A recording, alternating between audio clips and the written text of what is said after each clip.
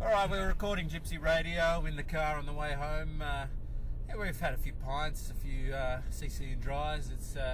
We had a good win tonight. There were some downsides to the game. I've got Brendan Day in the car with me. We're going to go through a few things. We're going to wing it. We'll see how it goes. Just roll with us. Brendan, how are you? Not bad, not bad. Obviously, got the win tonight, which was good, but there's plenty we need to work on. That's for sure. Okay, so what are the highlights of the night? The highlights of the night? Well, I obviously said it in the pub, but the play from Hobo and JT, where, you know, we're talking about work rate and hard running and things like that, and he got the reward for it as well. He took the intercept mark at the back line, popped it over the top, busted his gut up the wing, got it over the top again from Hooves, I think it was, ran inside the 30, you know, and then kicked the goal. And that's what the Slippery Gypsies are all about. That is what we are.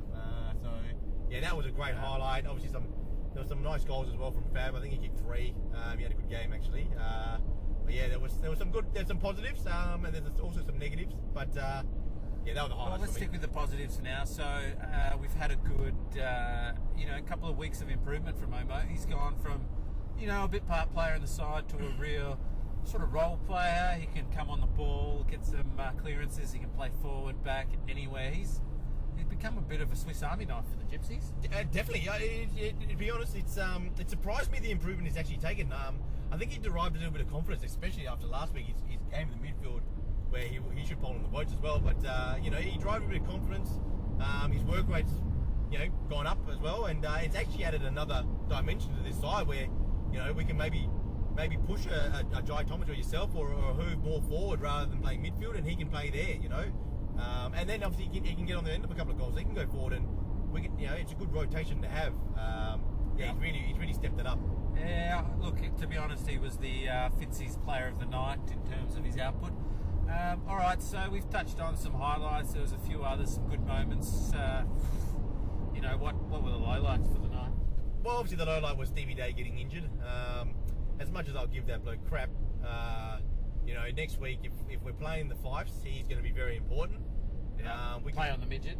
Oh, not even that. It's just more the rotations. I mean, but he likes a good midget, right? Well, he does. He made $50 from it as well. But the rotations probably side of it, where if we've got 10 on the bench, then it's probably a lot better for us. But if we play the Kumas, it might not be as bad. But obviously against the Fifes, we really need him. So, but Stephen personally, he doesn't want to go missing in a GF. He doesn't want to miss. Oh no, definitely. I think he'll be all right. He'll probably put some ice on it tonight and get up. But sometimes I question his running abilities. I think he thinks he runs a little bit further than he actually does. But maybe there was probably 50-50 balls where I kicked a couple of him tonight where he probably was right, where the kick wasn't as good as what I thought as well. So there's things I need to work on as well. But the video will show it up. I mean, the kicking generally was pretty atrocious tonight. I've put my hand up first and foremost. I'll be sub 50% efficiency, probably sub 40% to be honest. But look, Stevie Day's leading will be examined closely on the video as well. I've seen the guy make one run in an hour after tea. I don't question the fact that maybe his leading wasn't up to scratch. Well, I mean, if he thinks it was, fair enough. I'll cop it on the chin. I'll watch the video, watch the replay, and we'll assess from there. But again, he's an important player for next week if we're playing the Fifes, that's for sure. All right, so what else went wrong in the game versus the South Metro Stallions tonight? Our disposal for one is it's just not up to scratch. And the second thing is they were clogging up our forward line, and there was a period there for about 10 minutes in the second half, especially probably even the first half actually, where the forwards were just running around like headless chooks. There was no structure to the leading. Structure at all. They were working off each other. Correct, and they were running into spots where there was a defender there already. Because they've got 5 or 6 guys back. You sort of need to read it a little bit more, and obviously, how do I say it? Two guys sacrifice your lead. Yeah. Make the lead to draw the player and allow your maybe other forwards to fall into the space. That or time your leads, as in the 2 guys lead. Obviously, probably their two defenders follow them, and the other 2 guys that are probably dropping back go there as well.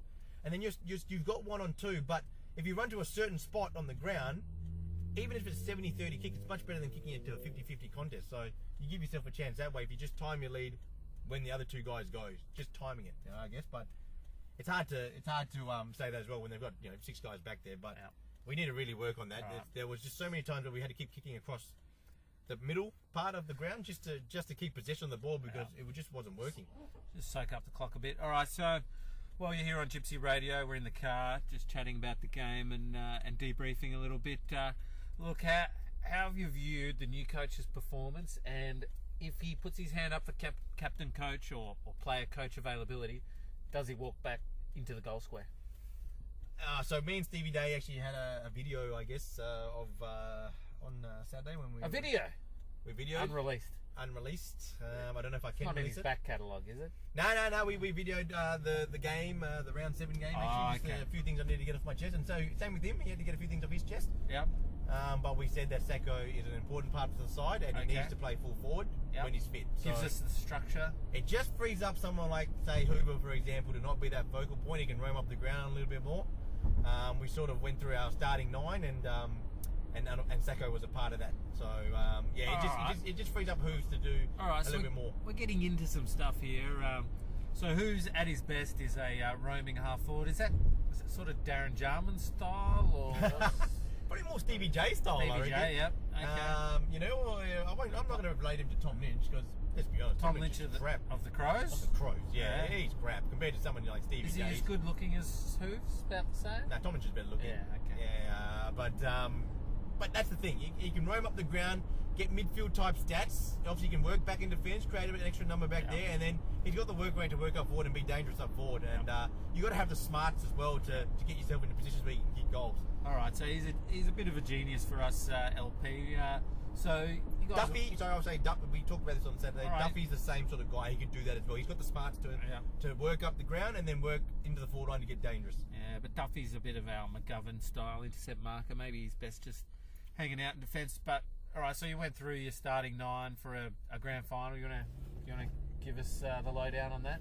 Well, if you want me to go, I can go through the starting 9. Yeah, just go through it. We're 7 minutes in. I'm not going to hold back. Yeah, go for it. All right. Well, it's pretty simple for me. We sort of talked about it. Me and Steve pretty much came up with the same side, apart from one position. But I'll stick with Stevie's actually for this. So you're happy to throw Stevie under the bus on this? No, I'm not throwing him under the bus. I thought pretty much the same. So okay. Sacco was up forward. Obviously, our full forward if he's fit, 50%, 60%, he just plays. And then you got the forwards were El Pace and Omo Fanayan. Omo starts in the crucial sort of decoy pocket. Unfortunately for a couple of guys, they got to start on the bench. They just haven't earned their spots. Yep. And then through the guts is Blue Smith Rucking and myself and yourself, or B-Day and Jai Thomas in the midfield. And then down back it was the two guys that have been playing back all year, pretty much Stevie Day and Jack, and then also Fabi Fernand is the other back line player. Does it matter who we're playing? If it's the Coomers, does Sibbo start back there on the big guy, or how? Nah, Duffy takes him. Duffy takes that bloke. Okay. Duffy's good enough, And that's the thing. He's the guy they kick to, so we put Duff there. It's going to Duff's our best defender. Duff's our best, easily our best defender. So best defender in his family too. Yeah. Well, Max Duffy apparently got dropped from Freo because he didn't work on that. So anyway, hopefully Max Duffy doesn't hear that.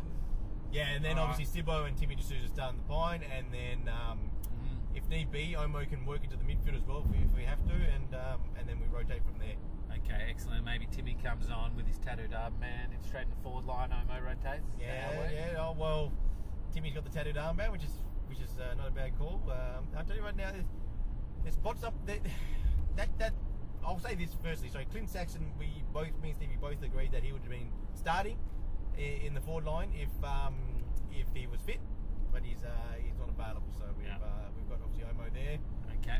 But we've got to work on the leading structure of the forward line, especially with Hoove and Saka there and Omo. Probably it'll probably work out all right. But I'm not trying to put anyone down here. But there's the leading structure is totally different when we don't have a focal point in two pockets, and when three guys are just crossing each other in the 30. It's very hard to hit a player because there's just if you're dragging your defender to a space where your other blokes are in, then you've got two defenders and two forwards. It has to be a perfect kick. Yeah. But anyway, that's something we can probably talk about a little later. All right. So just to close things out, we've got the grand final coming up. We'll I guess do a fair bit of media during the week on that. We'll play another season down at Anning Park. It's our home ground, guys. It fits. And look, what do you say to rumours that maybe the Bentley Cricket Club's in a bit of danger of folding? You know, the AFL Nines have promised a 20-team comp for spring, divisions. Is that where the future of this core group lies? Yes, it lies. The AFL Nines is a fantastic, I guess, concept for us. It's a real chance to catch up and talk a bit of crap as well. And so what you're saying is it takes precedence over cricket in the first part of the year. Well, I don't know about everyone else, but it takes precedence for me. Yeah. You know, it's good to catch up, play some footy. And then obviously if we get more teams at the comp, it'd be better for us. But I think everyone's enjoying themselves. I think we're starting to find people's positions a little bit easier as well. Yeah. And I think you know, and I'll be honest, the lesser lights like Fabi and Omo, and you know, for the first few rounds, Timmy D'Souza and stuff like that have started to find their role a little bit more and getting a little bit more of the ball. I mean, Omo's taken off. He's become integral to this side now. Yeah. He's got 2 roles to play, or 3 roles to play. He might have to play a little bit forward, but play a little bit midfield, and then he might need to do a tagging role as well. So he's really found his niche, and he's obviously benefited from it. And he might have polled again tonight in some votes as well. So they call him the Swiss Army knife. Rumours are there's a big knife in there, but all right. So let's round this up. We got the win versus the bottom of the ladder, South Metro Stallions. Typical of many lower place sides, they sort of dragged us down to their standard a bit. Who do you want to play in the grand final and why? That's the last question. Okay, I'll say this. I think we are going to play the Coomers, but I want to play the Fifes. Okay. I want to get revenge on them. It's pretty simple. They're a better side than the Coomers. Yeah. They flogged us last time, and I think a few of us in this group are those type of guys that really will step up to the plate. Yeah. Okay, all right, well, thanks for recording Gypsy Radio. We did it on the way home in the car. It was a good session, and we'll pick this up again during the week as we preview the grand final versus the opponent, TBC. Thanks, Brendan, for coming on. No worries.